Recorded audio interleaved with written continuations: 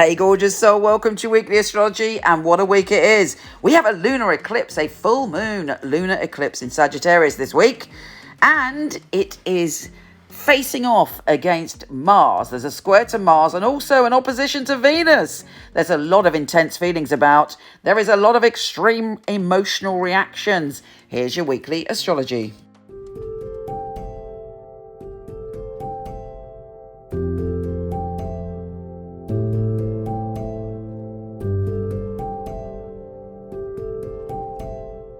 Hey, glorious Libra. Venus, your ruler, is obviously still retrograde, still going backwards. So you're thinking a lot about the past.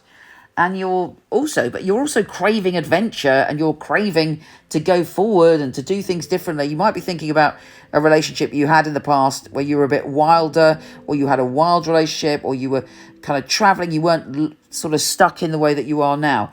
You know, it's great to go back and think about the past, but it's important that you're taking the past as fuel for your present and future, not just kind of living in the past. And with Venus retrograde, it often, well, it brings you great treasure, but it often can leave you feeling uneasy or overly sentimental about the past and make you not happy where you are now. So don't let it do that.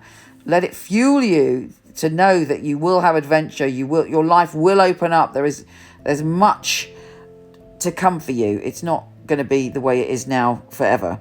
Now, the sun is conjunct Venus, which gives you confidence, actually. There is a boost. There is an injection of optimism within your heart and soul.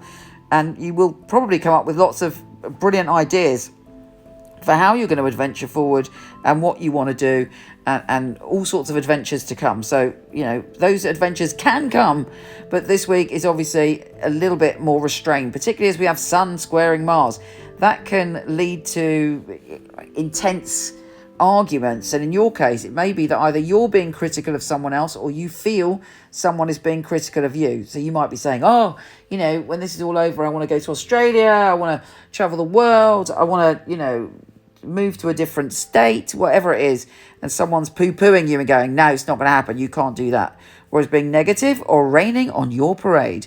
So in situations like that, when there is a Sun square Mars, it's easy to get into a big old argument and bust up. I wouldn't suggest it. A, because Mercury is retro shadow.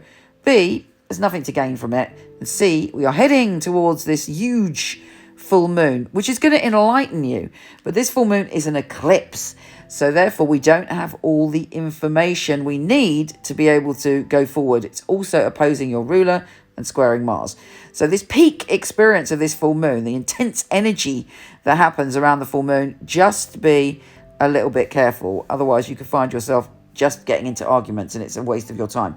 Better to be plotting and planning the many adventures that are to come. Take care, gorgeous, and I'll speak to you soon.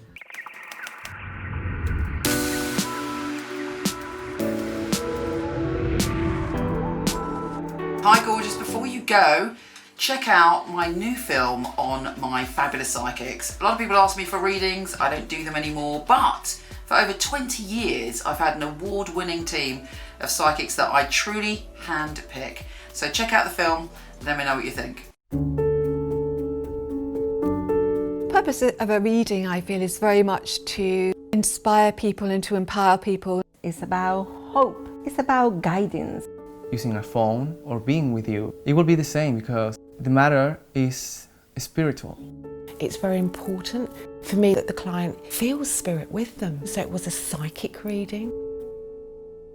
I don't remember the readings right after because it's not myself giving that, it's actually coming from spirit. And it is a bit like a three-way conversation. I've got the person on the phone, I've got me, and I've got another voice that's telling me things. I even shock myself, things that I come up with, and I think, how did I get that? I'm channeling messages only for one purpose, to help people.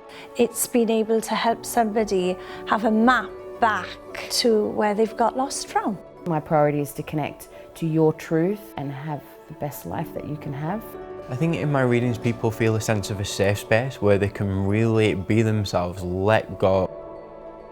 You need a feeling of being understood, because reading should be empowering. I will make sure when the reading is finished that you're happy with everything. I couldn't do anything else. It's part of who I am. It's what I came here for, obviously. And when they come back and tell you they've got their dream job or the love of their life, that really makes me feel like I'm valued. I love to hear a sigh of relief. A lot of weight has been lifted off their shoulders. We have the answers that we are looking for within ourselves. I know I have the tools to help you. Everything begins and ends with you.